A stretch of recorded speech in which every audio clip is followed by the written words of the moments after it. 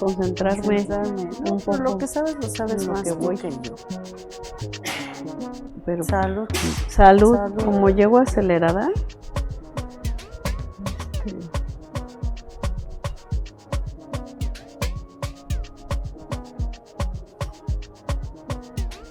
pero aquí está muy bonito. Bueno, dame un segundo. Ok.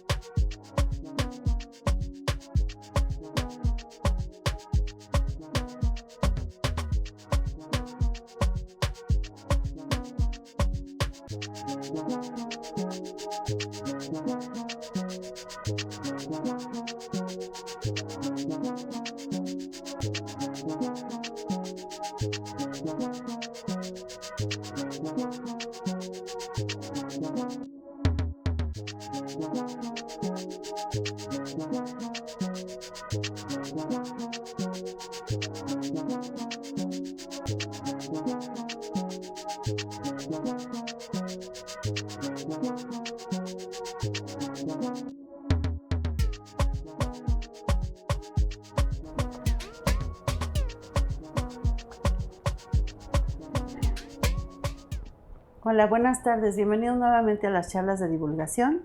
Soy Cecilia Zeta y en esta ocasión vamos a hablar de un tema que a todos nos atañe porque o lo tenemos o no lo tienen en algunas partes. Somos privilegiadas, Sandra Baselis y yo, de que vivimos en una ciudad donde hay mucha movilidad y transporte.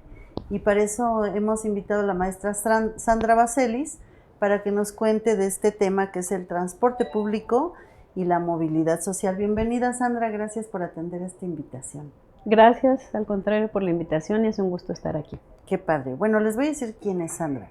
Sandra estudió la licenciatura en asentamientos humanos en la UAM Xochimilco y también en la misma universidad hizo la maestría en planeación y políticas metropolitanas. Tiene estudios de doctorado en geografía urbana por la UNAM y actualmente cursa estudios de doctorado en desarrollo de la educación. ¿Aquí en la UNAM? ¿En la UAM? No, ¿En dónde afuera. está? ¿En dónde lo estás? La UNIDEP se llama. UNIDEP. Desde 2018 es coordinadora de la licenciatura en planeación territorial y docente en este mismo programa. Ha impartido docencia de forma ininterrumpida en la licenciatura, de la misma que señalé, desde 1998.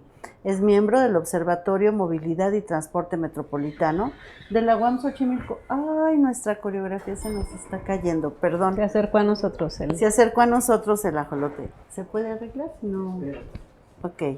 En este observatorio ha participado en muchísimas investigaciones y una de ellas es el programa integral sobre contaminación urbana, regional y global, estudio de caso de la Ciudad de México, que es una iniciativa del Instituto Tecnológico de Massachusetts, coordinado por el doctor Mario Molina Pasquel. Ha sido asesora en el tema de transporte y movilidad en distintos periodos de la Asamblea Legislativa y del Gobierno de la Ciudad, y fue responsable de la elaboración del Programa Integral de Transporte y Vialidad del Distrito Federal, aquel tiempo cuando estabas recién salida de la licenciatura, ¿no? Pues bueno, no muy recién, poquito, pero ya tenías como 10 años de haber años. salido, en 2007 a 2012. Y bueno, toda tu trayectoria ha girado en ese campo del estudio del transporte de todo tipo, especialmente el transporte público y el impacto que puede tener en la sociedad el que existan políticas para el transporte. Y cuéntanos, ¿por qué quieres compartirnos esto de qué es el transporte público? Pues fíjate, Ceci, que como lo dijiste bien, yo voy a aprovechar para hacer también un comercial. Yo estudié aquí esto que se llamaba diseño de asentamientos humanos y ahora se llama planeación territorial, que es esta carrera que yo estoy coordinando en este momento. Tengo el honor de coordinar la carrera en la que yo estudié. La unidad Xochimilco, la UAM Xochimilco, en nuestro sistema modular, tiene la nobleza y la particularidad de enseñarnos a todos que nuestra profesión tiene una responsabilidad social importante. Y algo que nosotros estudiábamos ahí era precisamente el transporte. ¿Cómo es el transporte? ¿Por qué es un problema? ¿Por qué es una necesidad de la población? Y desde nuestra perspectiva, ¿qué podemos hacer para mejorarlo? Y entonces, cuando yo estudiaba, algo que me di cuenta es que existían muchas soluciones que son técnicas y que son muy buenas. Y decía, ¿pero por qué no funciona aquí? Porque yo cuando salgo, el pecero está destartalado y el camino también. Entonces, yo empecé desde estudiante a interesarme mucho en esto y me di cuenta que era una necesidad. Hay muchas cosas técnicas con las cuales podemos caracterizar este problema o esta necesidad, pero a mí me gusta siempre verlo y explicarlo desde el punto de vista de las personas como habitantes de una ciudad. Y entonces yo creo desde entonces que el transporte, aunque hoy se habla de movilidad sobre todo, pero el transporte es una necesidad que todas las personas tenemos, o el trasladarnos es una necesidad que todas las personas tenemos. ¿Cómo solucionas? Pues ya depende de muchos aspectos. Puedes caminar, puedes usar una bicicleta, el transporte público, formas individuales, pero es algo que todas las personas necesitamos hacerla. Y necesitamos hacerlo no porque nos guste trasladarnos o nos guste movernos. Lo hacemos porque se asocia este traslado a cubrir otras necesidades a su vez, ¿ves? Entonces es muy interesante porque el transporte es como este intermediario entre cómo soluciono un fin último. Claro. El fin último no es el transporte, el fin último no es moverme. Yo me muevo para hacer algo. Para ir a trabajar, para ir a estudiar, para ver a mi familia, para ir de compras, para abastecer mis alimentos. Exactamente. Ah, qué padre. Y entonces yo asocio que el poderte mover puede ayudarte a tener algo que yo llamo de manera sencilla accesibilidad social. El transporte se ve mucho desde el punto de vista de cómo puedo tener accesibilidad física a un lugar. O sea, como llego caminando aquí a la parada y me subo al transporte. Sí. Y ese transporte me lleva al centro de la ciudad, como algo físico. Pero también es algo, fíjate que es muy interesante, porque si está planificado de acuerdo con ciertas visiones, etcétera, se convierte en algo que te puede dar accesibilidad social a algo que no tienes y mejorar tus condiciones de vida y dar incluso una perspectiva de futuro mejor.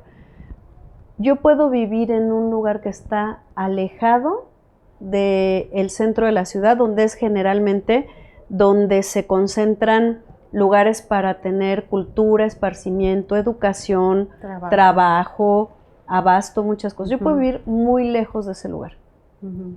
Y a lo mejor llego caminando y fácilmente llego a una forma de transporte, y además esa forma de transporte es económica.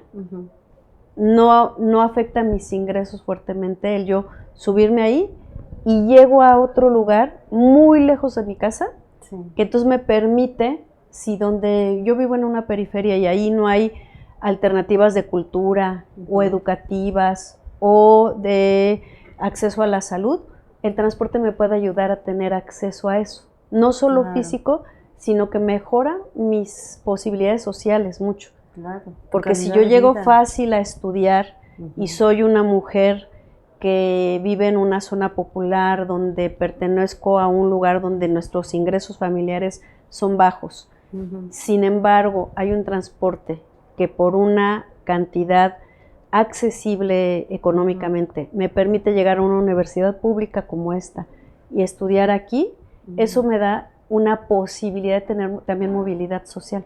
Me permite educarme, me permite tener otras interacciones.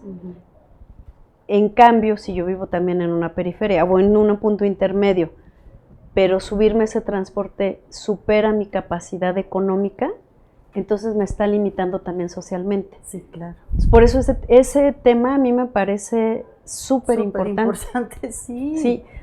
Estaba pensando ahorita cuando nos conocimos hace tiempo, que yo iba mucho a Xochimilco, al trabajo que hacía, y era muy notorio donde había accesibilidad y donde no había accesibilidad.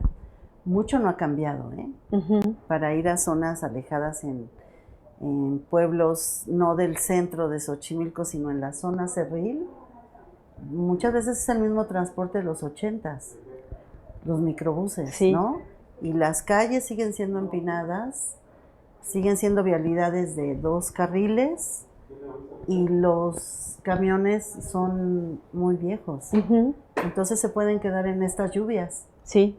Y ya hiciste más tiempo del que normalmente se hace porque está lejos.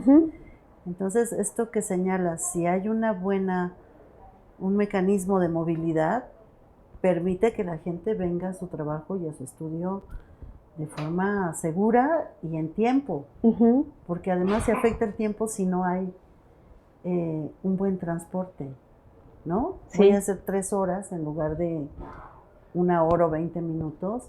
Es una cosa que nunca se habla, fíjate.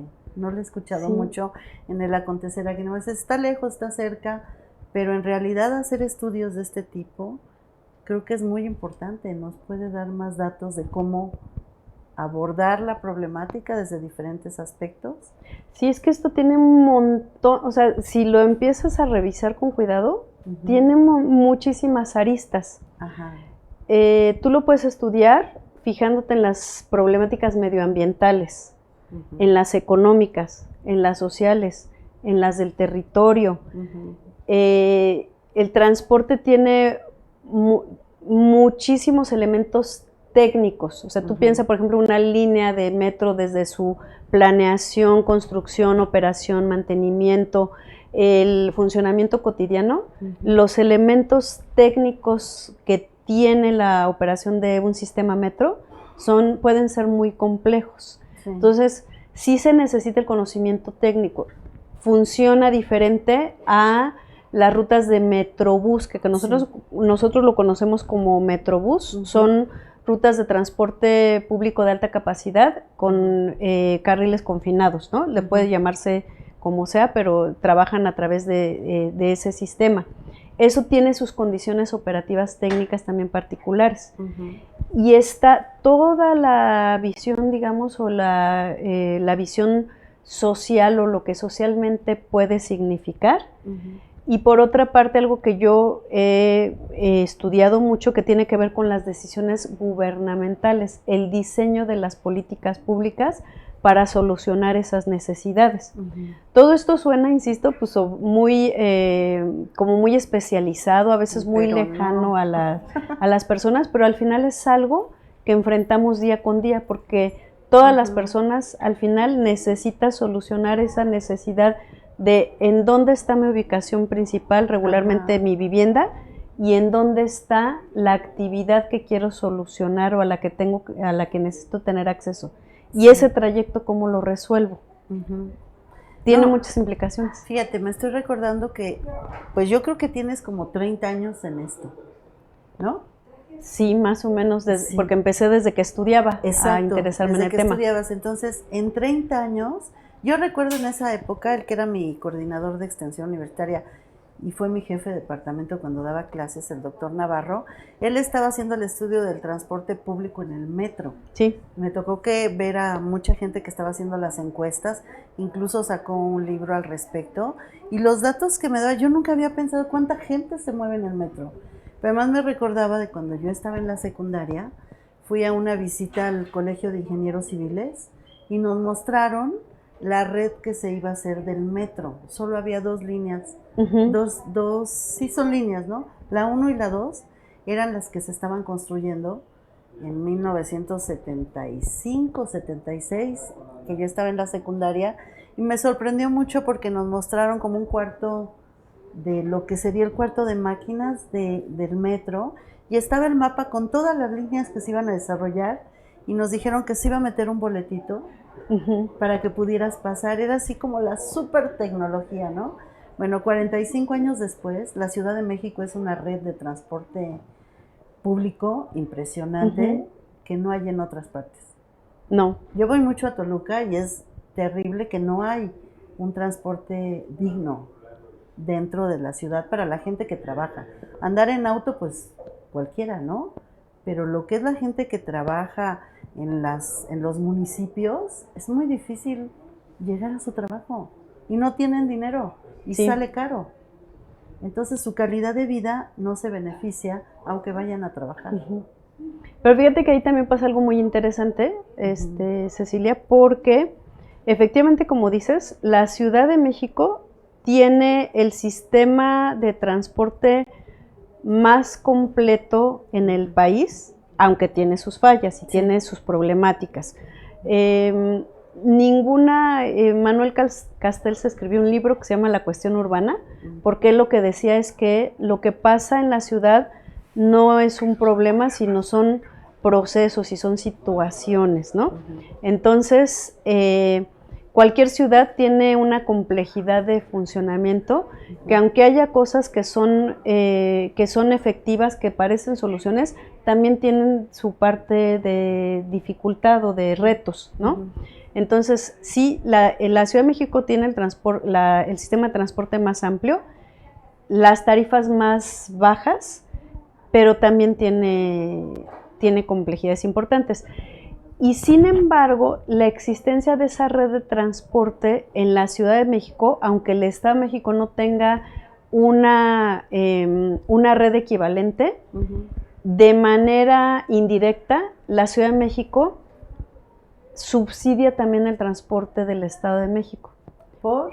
¿Cómo es Porque eso? tú te subes en el Estado de México a una combi que te puede cobrar 15 pesos, no sé, en un tramo Hacia relativamente corto, Ajá.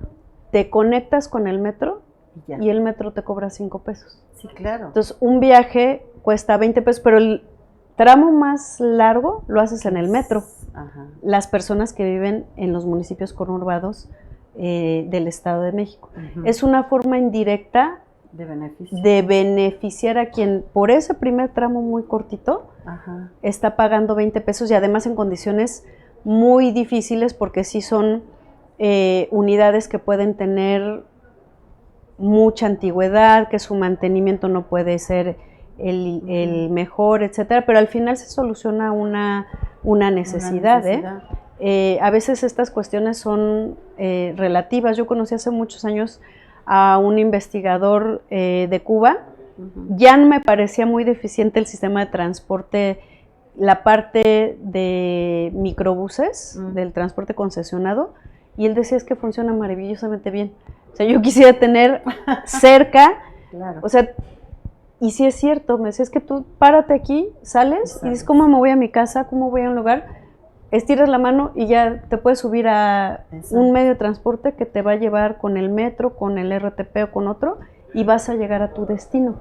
Y esa opinión me llamó mucho la atención, claro, porque dices que funciona muy bien. Dije, bueno, sí, después de todo puede mejorar, debería ser mejor, sí, pero sí, sí tenemos alternativas.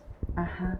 Oye, ¿y este transporte que mencionaste, los microbuses que surgieron en los 80s, ¿no? Cuando no fue con con la época de Juan González y eso, estos famosos transportes que hay unos que se están desbaratando y que sabía yo que había un programa como de ir sustituyéndolos por otros.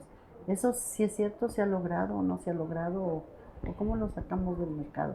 Pues ¿O no es necesario? yo creo que es un anhelo largamente pensado y que nunca se ha alcanzado del todo. Fíjate, los que hoy conocemos como microbuses, que es transporte público concesionado, y es transporte de tipo colectivo, porque los taxis también son una forma de transporte concesionado. De acuerdo con la legislación, el transporte es tan importante que el gobierno debe garantizar que se preste ese servicio. Así como hay concesiones de televisión, de radio, el transporte, cuando es colectivo y se presta desde los privados, es una forma concesionada, que es distinto que el metro, que el RTP, que son empresas. En este caso hay empresas del gobierno, propiedad del gobierno, o Metrobús, que es una combinación del gobierno con quienes fueron transportistas privados. Bueno, entonces los colectivos son una forma concesionada para el transporte de personas. Esos surgieron, eran taxis al principio. En los años 70, las personas que trabajaban en oficinas, sobre todo en el corredor de Reforma, los taxis, por eso llamaban peceros primero, porque iban sacando la mano para ver cuántos lugares traían, un lugar, 2 lugares, y lo compartían. Un taxi privado, que todavía ocurre en muchas colonias, lo compartían muchas personas que iban sobre el mismo corredor y se bajaban de manera distinta. Entonces, el operador pues tenía más ocupantes, cobraba una tarifa equivalente a lo que le cobraría a una sola persona, pero llevaba varias. Y ese era un carro primero, un coche sedán. Eso se convirtió en los años 80 en una combi o en una van. Luego se encontró que había algo maravilloso y se vendió como una gran alternativa, que eran estos microbuses, que eran una capacidad intermedia entre autobús y la combi, y al principio parecían muy funcionales. Lo que ocurrió es que empezaron a haber armadoras distintas, empezaron a poderse construir sobre la base de un transporte de carga, ponerle los asientos, ponerle una adaptación, y esa adaptación ha pervivido durante mucho tiempo. En los años 90 se hizo un primer intento de sustitución de esos vehículos. Esos vehículos han crecido mucho porque desde que eran la transición de los automóviles a las combis y luego las combis a los microbuses, y luego incluso autobuses, que algunos se han convertido en autobuses, la idea era sustituir por capacidad. Es decir, en lugar de 2 combis, por decir algo, un microbús, luego en lugar de 2 microbuses, un autobús. Lo que pasó en una medida muy significativa es que empezaron a sustituirse a uno. Entonces ese parque vehicular creció mucho. Y algo que ocurrió a mediados de los años 80, como ha ocurrido con muchas otras cosas en el país y políticas públicas, es que empezó a desregularse de manera pues no formal o no declarada muchos servicios. El gobierno empezó a prestar o a invertir cada vez menos en el metro, en lo que conocíamos como el RTP o las empresas estatales de transporte, y alguien que tenía que cubrir ese hueco. Y quienes han cubrido ese hueco han sido estos autobuses, estas formas de transporte. Pero como son prestadores privados, al final, aunque tengan la concesión, estos prestadores privados, la forma como tienen que operar el vehículo en esta forma de trabajo artesanal y atomizada es, pues yo voy tratando de gestionar mi ruta de la manera que sea más rentable para mí al final del día, porque yo lo que trabaje hoy es lo que voy a ganar.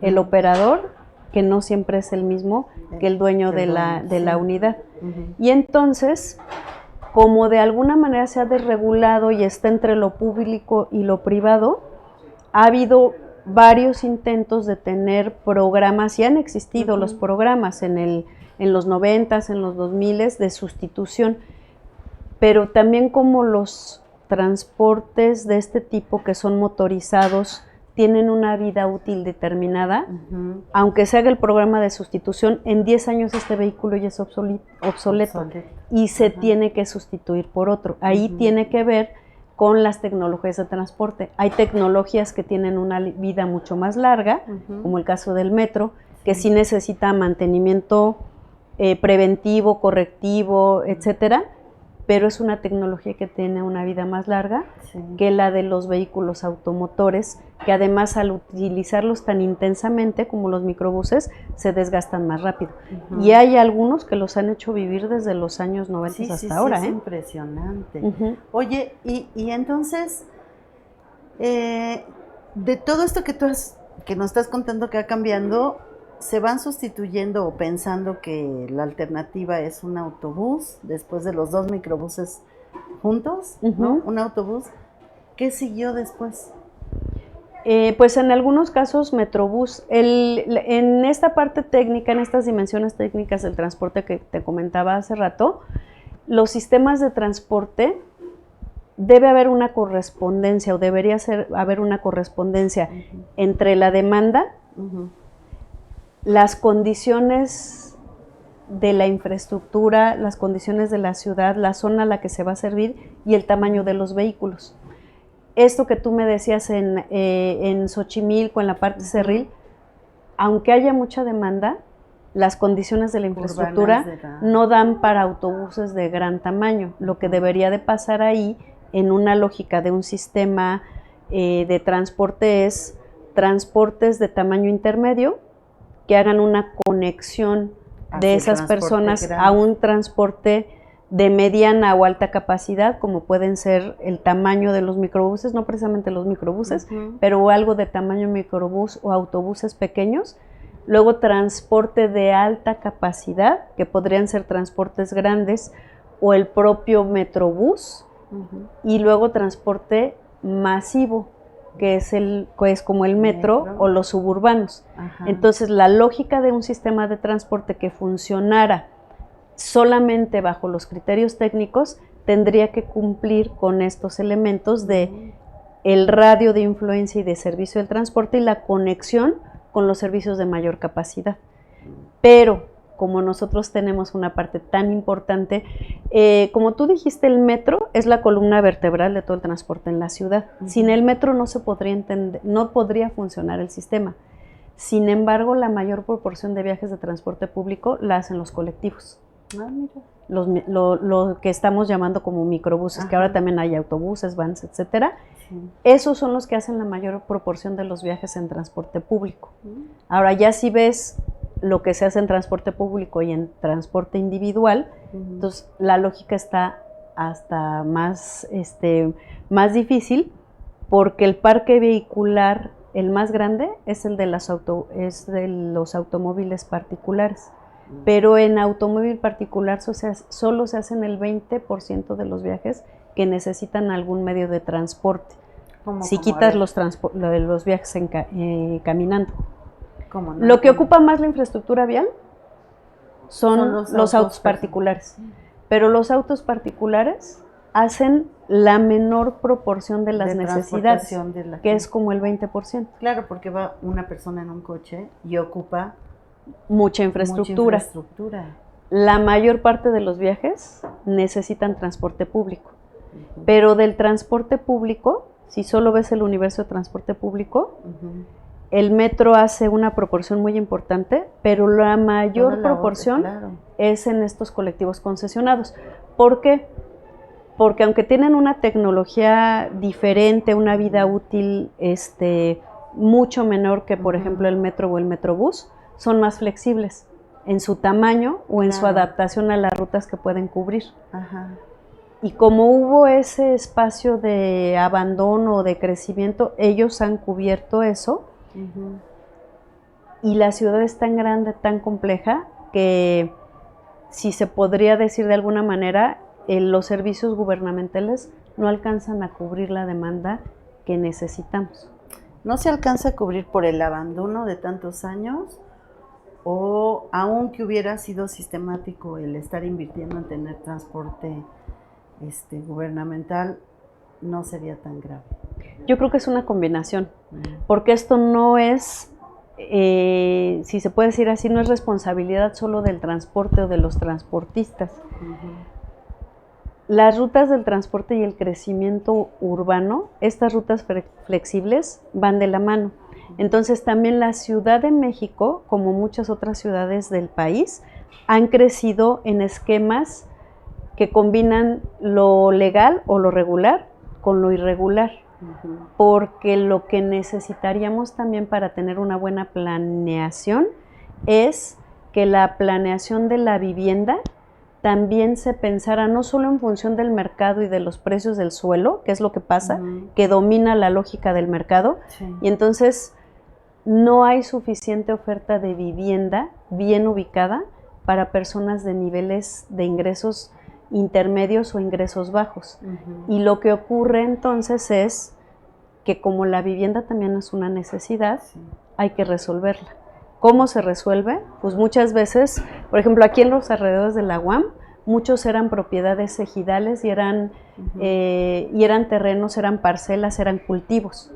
Es más barato crecer sobre eso y luego regularizarlo que comprar suelo regular o vivienda regular. Entonces hay gente que la alternativa es esa, luego regularizar el terreno y algo que permite que te vas a vivir ahí en la orilla o no, en algo que no está regular, pero tengo cómo llegar.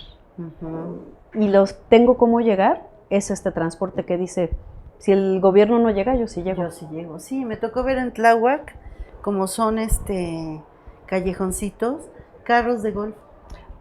Así es. Carros de golf que se adaptaban para entrar porque son muy pequeños y puede la gente andar cargando su mercancía o lo que compras en el mercado, ¿no?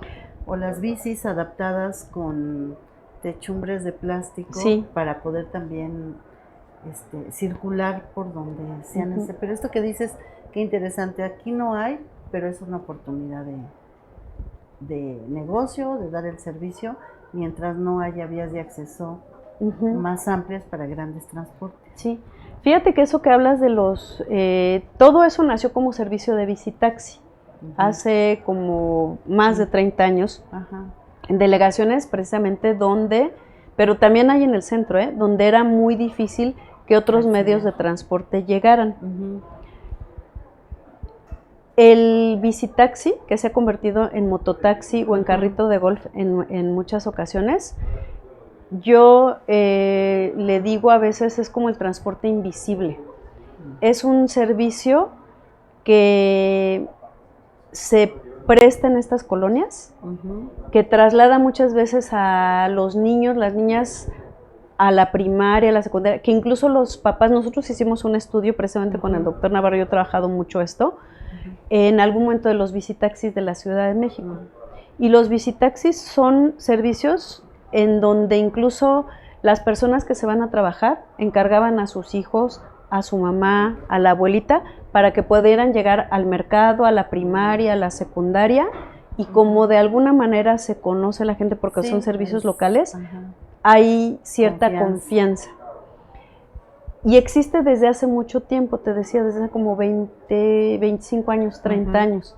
Sin embargo, nunca se ha hecho una política real para regularizarlos, reconocerlos, y que ese servicio, que sí es importante, se pueda dar de manera segura. Son servicios muy inseguros y que desgastan mucho a los prestadores del servicio. Pues es una por eso se convirtieron mucho, por esta antigüedad que tienen, muchos se convirtieron de bicitaxi a mototaxi, porque es un desgaste físico muy fuerte. Y alguien que empezó a prestar el servicio en bicitaxi porque era joven y tenía capacidad a los 25 años, después de 20 años ya no es la misma condición. y pocas políticas se han hecho para regularizar, formalizar y dejar que este servicio se preste, pero de manera más segura, Profesional, digamos, tanto para quienes lo ofrecen como para quienes lo necesitan. Claro. Más rápido se regularizó Uber, que Uber en realidad es una plataforma. Uber y otras plataformas se regularizaron más rápido que el reconocimiento a una necesidad que existe desde hace muchos años y que se ha cubierto de alguna manera. Sí, oye, mira, nos dice, se me olvidó comentarles que quien quiera hacer una pregunta o un comentario, yo estoy aquí revisando el chat, como por ejemplo, Irma Montserrat Vázquez Salazar nos dice, en estados como Oaxaca, Chiapas, etcétera, que no contamos con alguna red de metro. Los modos de transporte son la suburban, hay muchísimas líneas y todas hacen recorridos pequeños desde 10, 15 minutos hasta de 6 a 8 horas. Y de ahí para hacer recorridos cortos en el mismo lugar, las mototaxis han suplantado a la bicicleta casi en su totalidad. Pues sí, es que es muy pesado andar, una cosa es de recreación y deporte andar en bici, y otra cargar con personas y mercancías. Sí, porque justo son, eso pasa. Ajá, y dice, con costos por supuesto más elevados que el boletito del metro. Así es, gracias Irma Montserrat por tu comentario. Y entonces, a ver, ¿cómo llega Uber? Porque después te va a preguntar de las motos, que es un tema que de repente surgió, ¿no? Pero primero pues no tan Uber. De repente, las motos. Primero fueron las motos que Uber. ¿En serio? Sí. Pero lo que pasa es que las motos, si nosotros viéramos la tasa de crecimiento, algo que ha preocupado durante mucho tiempo a los especialistas, tanto desde la parte de la problemática ambiental del transporte, como la de la saturación de las vías, de la infraestructura, etcétera, es la velocidad a la que viene creciendo el auto particular. Eso es un problema de todas las ciudades del mundo, Si tú comparas qué tan rápido crece la población contra los carros, crece más rápido, o sea, los carros vienen creciendo más rápido que la población. No quiere decir que hay más coches que personas, sino que la velocidad a la que se incorporan los autos a las áreas urbanas va más rápido que lo que está creciendo la población. Y las motos crecen más rápido que los coches, desde hace muchos años.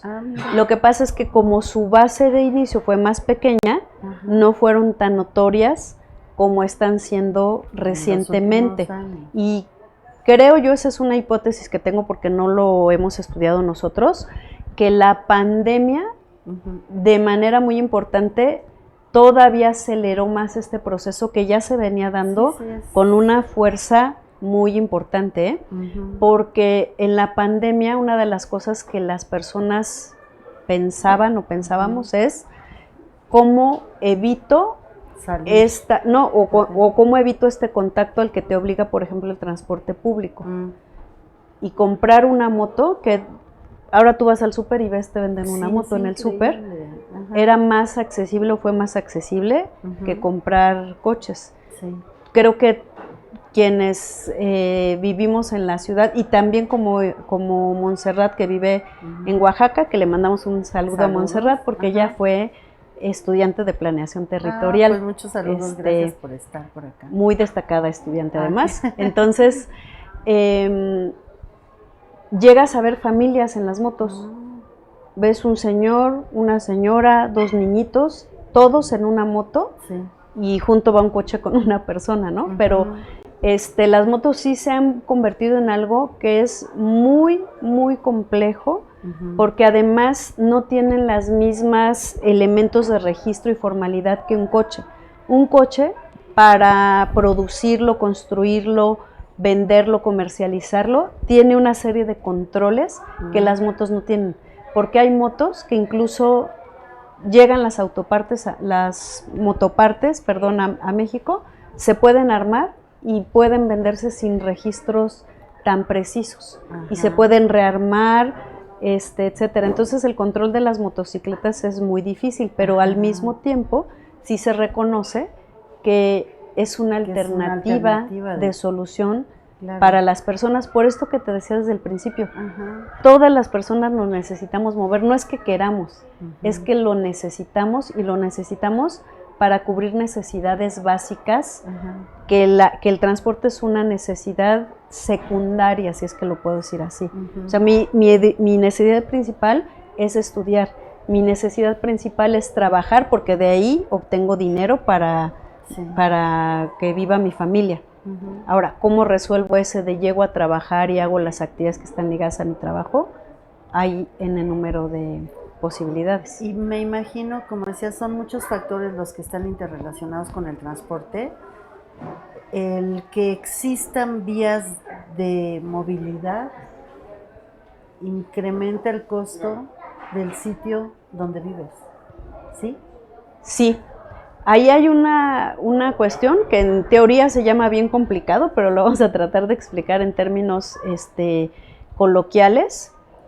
¿Cuánto cuesta el suelo donde vivo? Uh-huh. Determina hacia futuro muchas cosas, porque a veces hay una forma de ir valorizando zonas de la ciudad a través de la introducción de infraestructura, servicios, equipamientos, es decir, que haya más vías de comunicación, que haya más modos de transporte, que haya más escuelas, comercios, cines, plazas, hospitales, etcétera. Pero eso tiene una lógica cuando no hay una política pública de que todos deberíamos de tener derecho a vivir en zonas que tengan todas estas infraestructuras, servicios. Lo que ha ocurrido tradicionalmente en las ciudades latinoamericanas es que al empezar a tener todas esas ventajas, ese suelo es más caro y entonces hay procesos de expulsión de la población, porque como es más cara es la vivienda en renta, en venta, etcétera, y entonces si hay gente que está rentando ahí, hay ahora está muy de moda y lo conocemos como proceso de gentrificación. Pues expulsan a esa población de ese lugar, esas personas, su destino es vivir más lejos, porque ahora ese suelo es más caro y se puede meter al mercado de otra manera. Por eso yo decía hace rato que se necesitan políticas públicas, tanto de transporte como de vivienda, y de vivienda accesible, donde la gente de distintas condiciones sociales y económicas pueda vivir y usar esos servicios. Porque si no, entonces, si se deja nada más a los costos libres del mercado, entonces lo que va a ocurrir son estas condiciones de desigualdad muy importantes que a veces es difícil superar, y que el transporte para mí es una herramienta que te puede ayudar a disminuir esas desigualdades tan importantes. Y por eso yo te decía hace rato, aunque se habla mucho de la idea de movilidad, yo quería hablarlo desde el punto de vista del transporte. La movilidad, el podernos mover, lo puedes solucionar a través de un conjunto de cosas que tienen que ver con que existe infraestructura, servicios, estaciones, etcétera. Ya me puedo mover de cierta manera, bicicletas, caminos. Pero el transporte como elemento técnico de la movilidad es muy importante. Claro. Explícanos bien qué es la gentrificación. Sí, es una palabra que todo el mundo usa, pero quisiera que nos la... No sé si te la puedo explicar bien, pero te voy a tratar de decirlo brevemente y que lo podamos entender rápido. Hay zonas de la ciudad centrales, sobre todo, que están en áreas céntricas, que tienen la dotación de mucha infraestructura, servicios, están muy bien ubicadas, para decirlo así en nuestro lenguaje cotidiano. ¿Qué ejemplo de eso puede ser? La Colonia Doctores. La Colonia Doctores es una colonia que está en un lugar muy bien ubicado de la ciudad, céntrico, bien comunicado y con muchos servicios muy buenos que están cerca. Y esa es una colonia, o era una colonia popular, o sea, donde era accesible vivir, no era tan caro vivir. La desgracia que pueden tener de pronto colonias como esa es que están, al estar tan bien ubicadas, bien comunicadas, empiezan a ser muy atractivas, porque de inicio es más barato que la Condesa o la Roma, Claro. que ahora son de las colonias más caras. Hay gente que vive su familia en la colonia Doctores o incluso en la Roma, desde sus papás, sus abuelitos. Son colonias donde vive las personas hace mucho tiempo y que hay servicios, tiendas, comercios, etcétera, que están ahí también desde hace mucho tiempo, toda la vida.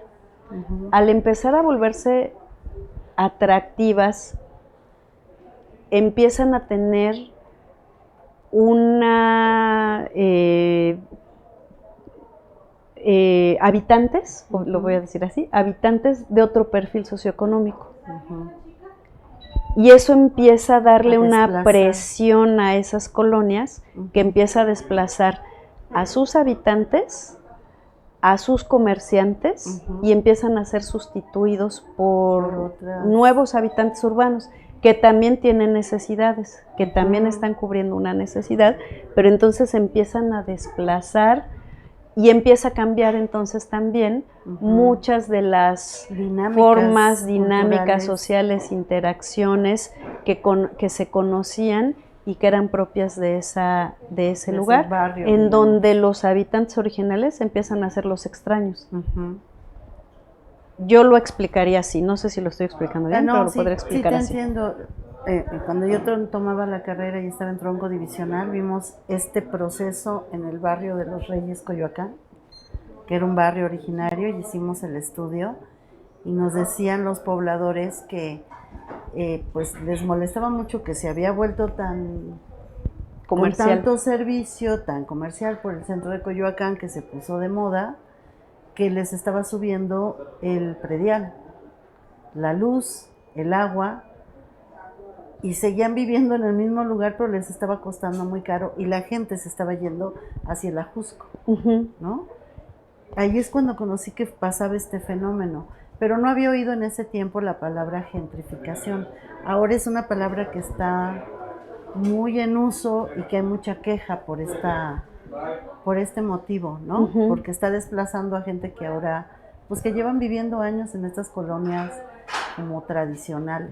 Sí, pero este tipo de proceso se ha dado, es la historia de la ciudad, se da con diferente fuerza, características en coyunturas y contextos distintos, pero desde los estudios urbanos se trabaja mucho, te decía, se trabaja con otros nombres, tiene sus nombres, sus interpretaciones teóricas diversas, pero sí es una forma de crecimiento y de expansión muy típica de las ciudades mexicanas y en muchos casos de ciudades latinoamericanas. Oye, y entonces me dices que ha sido más, un poquito antes, lo del transporte por motos, que ahora se ha masificado, y después surge el Uber. ¿Qué pasa cuando surge el Uber en comparación de este transporte que teníamos de taxis? ¿Por qué se da? Porque además hubo hasta conflicto, ¿no? Sí. Uber es uno de esos temas que se ha vuelto como muy espinoso de tratar, porque hay distintas formas de verlo. Y tiene muchas evaluaciones positivas y negativas.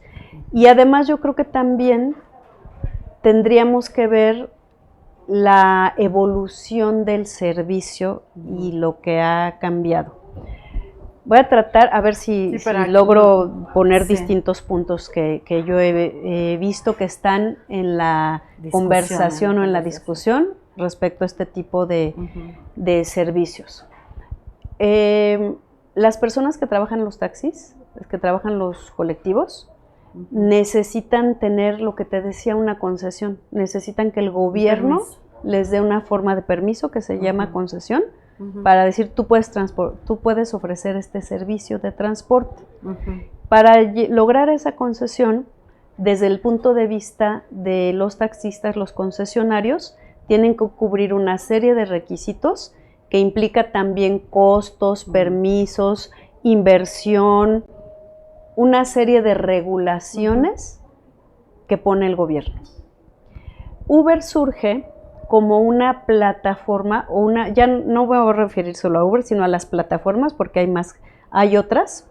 Esta es la principal y la que conocemos más en la Ciudad de México, como una forma de intermediación a través de una tecnología que te pone en contacto a ti que quieres ir a un lugar y a mí que tengo un vehículo para llevarte. Entonces lo que dicen las plataformas es, yo soy intermediario, uno a estas dos necesidades. Una de las diferencias importantes es que los taxistas, los prestadores del servicio, el taxi tiene también estas connotaciones políticas y no solo técnicas, porque han servido durante décadas como una alternativa de autoempleo, una alternativa de desarrollo de microeconomías o economías locales o para la ciudad. Las plataformas son empresas transnacionales que ni siquiera están en México, los dueños, los corporativos, o tienen sus oficinas. Sí, pero no. Pero ya no, la tecnología local permite, como para otras cosas, que se trate de una forma distinta, ya no de prestar el servicio, sino de conectar a dos personas, una que necesita y otra que ofrece algo. Tienen ciertos criterios para decir, yo te acepto como alguien que ofrece el servicio y que yo te promociono a través de mi plataforma, y son los criterios de esa empresa. Tienes que cubrir A, B y C.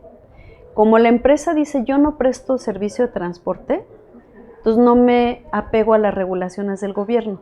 Es un hueco legal. Así es, pero cuando surgió este tipo de plataforma, no sé si recuerdes, creo yo que como tienen esta condición de ser transnacionales, estudian muy bien sus mercados porque tienen una condición de reproducción en muchas ciudades. Y en muchas ciudades del mundo su surgimiento fue muy complicado, muy complejo, y en algunos casos creo que hasta se llegó a prohibir o se ha prohibido por distintas razones. Pero entonces hay una diferencia entre los prestadores de servicio que dicen, oye, a mí me parece que me estás dando un trato pues diferente, porque al final el resultado es el mismo y me están compitiendo, pero ellos, o sea, no hay una forma de decir son prestadores de servicio. Y de alguna manera el gobierno fuera, al menos el de la Ciudad de México, fuera de la regulación, la ley, la normatividad que obliga para los taxistas, les da una carta de reconocimiento a través de un acuerdo donde dice, sí, yo reconozco que existe esta forma de acceso a una forma de transporte que conecta a través de una plataforma estas dos necesidades, a esta oferta con esta demanda. Pero no hay forma de regular lo suficiente.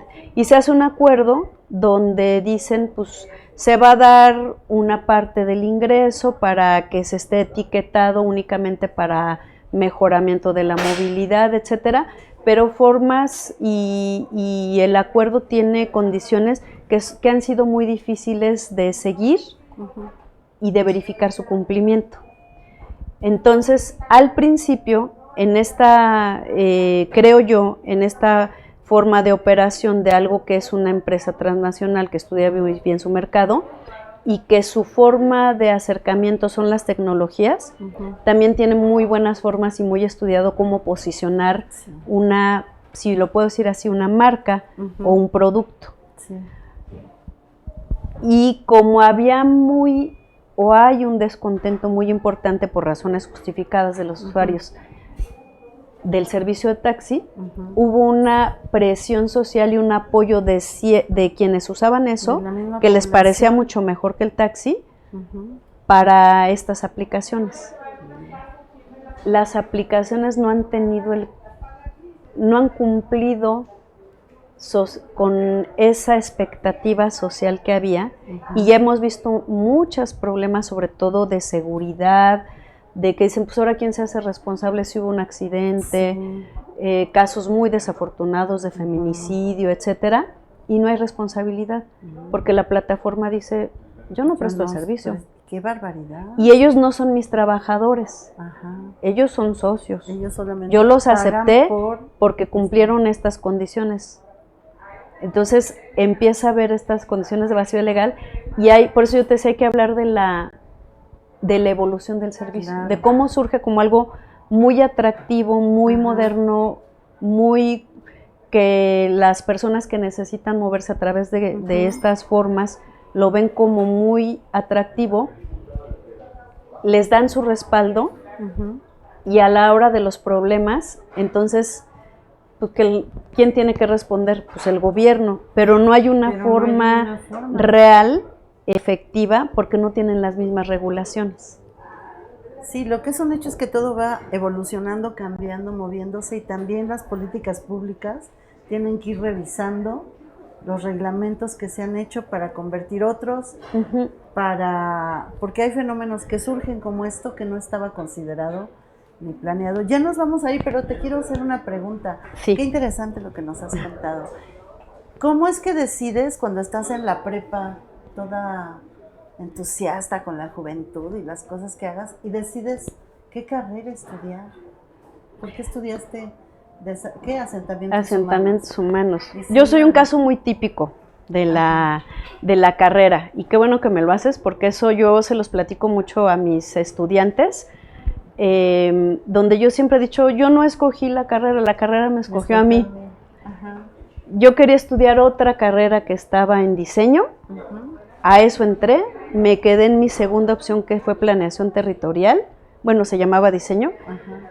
Yo no la conocía, incluso me tuve que dar de baja un trimestre para entender bien qué hacían, qué hacían, de qué se podía tratar, en qué podía trabajar, etcétera. Y regresé a cuarto, me volví a inscribir a cuarto trimestre para iniciar la carrera, o sea, cursé un cuarto del cual me di de baja, luego me inscribí otra vez ya entendiendo más de qué se trataba, y luego fue la mejor carrera que pude yo estudiar.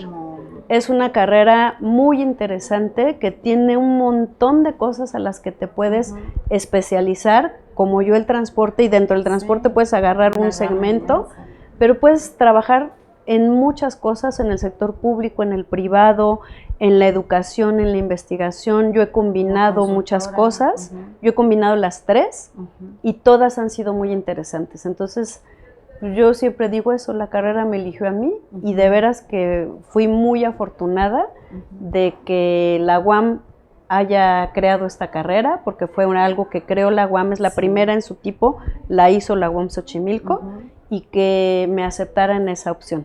¿Y se cambió el nombre por de asentamientos humanos a planeación territorial? A planeación territorial se llama ahora. Pero tiene la misma concepción, nada más me imagino que... Sí, nuestro programa, su última modificación fue en el 2018 para actualizarlo, pero sí, trata básicamente de lo mismo, que es cómo ordenar el territorio, cómo planificar, hacer gestión, política pública, diseño urbano básico, pero te tienes que ir especializando en lo que te interesa. Claro, no, yo celebro que te hayas enfocado, porque además de que has estado en la docencia, has estado participando en este observatorio, que a su vez se acerca el mismo gobierno para pedir asesorías, sí, cómo se pueden tomar nuevas decisiones en cuanto a las decisiones de transporte. Entonces, mucho de lo que se ha hecho ahora en la ciudad tiene que ver con sugerencias y propuestas que hacen investigadores como tú, que pertenecen a la UAM Xochimilco. Así es. Y que además son queridos amigos de la universidad. Muchas gracias, Sandra, por platicarnos esto. Seguramente habrá mucho que después estar reflexionando al respecto.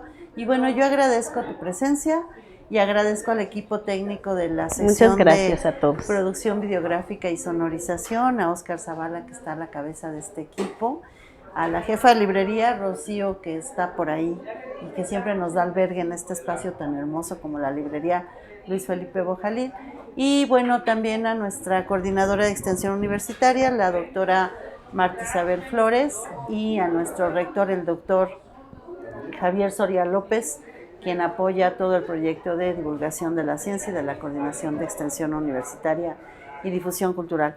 Muchísimas gracias y los veo la próxima semana, el jueves. Vamos a estar hablando sobre cómo se producen alimentos agrícolas libres de tóxicos que puedan ser exportados y para el consumo local. Los veremos aquí con el doctor Daniel Ruiz. Los espero a la 1:30. Muchísimas gracias. Hasta luego.